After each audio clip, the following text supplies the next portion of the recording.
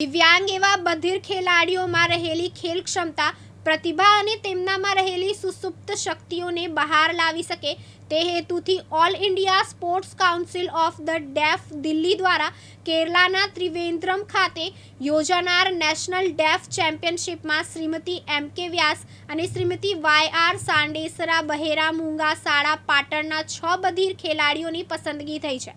આ deaf ચેમ્પિયનશિપમાં athletic વિભાગમાં વય જૂથ પ્રમાણે જુદી જુદી કેટેગરી માટે ગુજરાત રાજ્યમાંથી કુલ 20 બધિર ખેલાડીઓની પસંદગી કરવામાં આવી છે। તેમાં બહેરા મૂંગા શાળા પાટણના 6 ખેલાડીઓની પસંદગી થઈ છે। આ 6 બધિર ખેલાડીઓ national deaf championship Trivandrum Kerala ખાતે 26 માર્ચથી 29 માર્ચ 2025 રમવા જશે। સાથે કોચ મેનેજર તરીકે ઘેમરભાઈ દેસાઈ તથા વર્ષાબેન જોશી સાથે જોડાશે। All India sport council of the deaf Delhi द्वारा જે દર વર્ષે નેશનલ કક્ષાએ ડેફ ચેમ્પિયનશિપ યોજાય છે એમાં અમારી શ્રીમતી એમ.કે. વ્યાસ અને વાય.આર. સાંડેસરા બહેરા મૂંગા શાળાના 6 બાળકોની પસંદગી થઈ છે। એમાં અંડર 14 બોયમાં કૃષ્ણજી ઠાકોર જે 600 મીટરમાં રમશે। ત્યાર પછી અંડર 14 બોયમાં જે જિગ્નેશ પ્રજાપતિ છે એ લાંબી કૂદ અને ઊંચી કૂદમાં પસંદગી થઈ છે।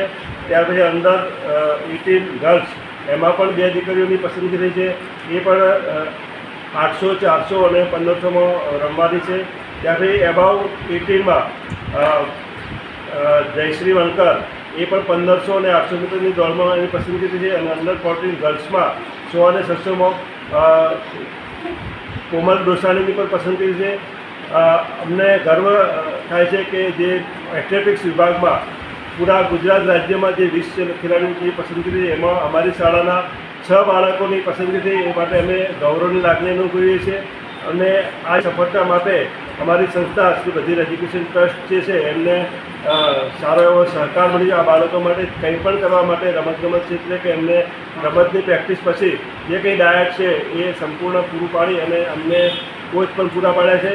તો એમનો પણ આ જે સફળતા માટે એમની સંસ્થા બધિર એજ્યુકેશનનો પણ ખૂબ ખૂબ ધન્યવાદ અને આભાર। અને આપણે આશા રાખીએ છીએ કે આ બાળકો જે નેશનલ કક્ષાએ જે ત્રિવેન્દ્રમ ખાતે કેરાલાના જે ત્રિવેન્દ્રમ ખાતે 24મી તારીખે અહીંયા રવાના થઈ છે અને 26, 27, 28, 29 4 દિવસ અહીંયા સ્પર્ધા યોજાવાની છે। આ જે 6 ખેલાડીઓ છે એ એની જે મહેનત છે 1 મહિનાની એ પ્રમાણે આશા દેખાઈ રહી છે કે એઓ 100% નંબર લાવશે। જે 6માંથી 2 ખેલાડી એવા છે કે ગયા વર્ષે જે નેશનલ કક્ષાએ જે ડેફ ચેમ્પિયનશિપ રમાઈ એમાં ગોલ્ડ મેડાલિસ્ટ છે। અહીંયા ઘાંચી મારિયા જે ગયા વર્ષે ગોલ્ડ લાવી હતી અને જયશ્રી વણકર એ પણ ગયા વર્ષે ગોલ્ડ મેડલ લાવી હતી। અત્યાર સુધીમાં જે અમારા બાળકો કુલ 6 નેશનલ કક્ષાએ વિજેતા થયેલા છે અને આ વર્ષે પણ અમે નંબર લાવી છે પૂરી ખાતરી છે। ફરીથી આ જે બાળકોને જે તૈયાર કરવામાં જે શિલ્પાબેન છે, વર્ષાબેન છે, રાહુલ સરાજ છે, અમારા શાળાના મંત્રી દેવેન્દ્રભાઈ, ઉષાબેન, કુસુમબેન સૌનો વિશેષ આભાર કે અમને પ્રેરણા પૂરી પાડી છે અને આ બાળકોને તૈયાર કરવામાં અમને પ્રોત્સાહિત કરે છે।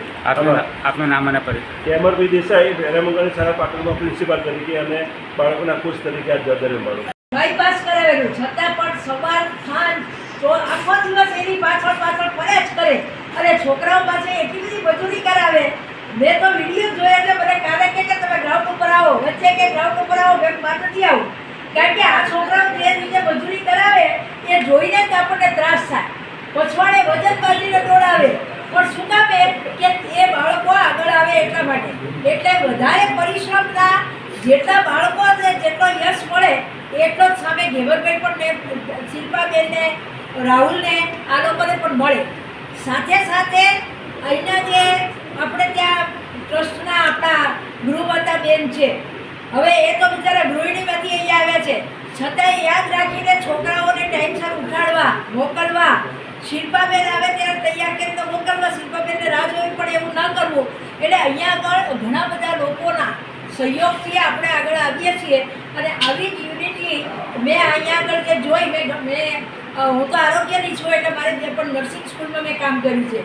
અમારે ત્યાં અમે ચેલેન્જ આપીએ કે અમે પાસ થઈશું અથવા અમે નંબર લાવીશું તો એની પાછળ એકાદા ટીચરની મહેનત હોય.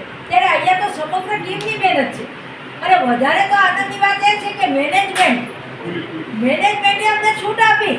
તમે આ બાળકો પાછળ સ્પેશિયલ નાસ્તો, સ્પેશિયલ દૂધ, સ્પેશિયલ ખર્ચો જે કરવો એ કરો. એટલે અત્યારે એમના માટે હું દેવેન્દ્રભાઈનો પણ ખૂબ ખૂબ આભાર માનું છું અહીંયા કે એમણે પણ એટલો અમને પ્રોત્સાહન આપ્યું છે. એટલે આ બધા સમગ્ર ટીમ ભેગી થાય અને આ પરિણામ આવે, આ એક વસ્તુ ચોક્કસ છે કે આ બધી જ આગળીઓએ બધા જ આખી ટીમે કામ કર્યું છે. અને એટલે આ સંસ્થાની અંદર બીજું ભલે કદાચ અમે તમારી સાહેબ અહીંયા છે એટલે હું તો અત્યારે મારો આક્રોશ વ્યક્ત કરીશ કે તમે અમને ગવર્મેન્ટમાં ગણો છો, ગ્રાન્ટીનેટ છીએ એટલે તમે અમને બધું જ અમારી મોનિટરિંગ કરો છો, પણ અમને તમારા બાળકોને મળતા લાભ અમને કેમ નથી? બાજુમાં જ આંગણવાડી છે, કિશોરીઓને બધો સ્પેશિયલ ડાયટ મળે છે, કેમ અમારા બાળકો? હાર્દિક સોલંકી સાથે ઉપેશ પંચાલ, દિવ્યાંગ ન્યૂઝ પાટણ.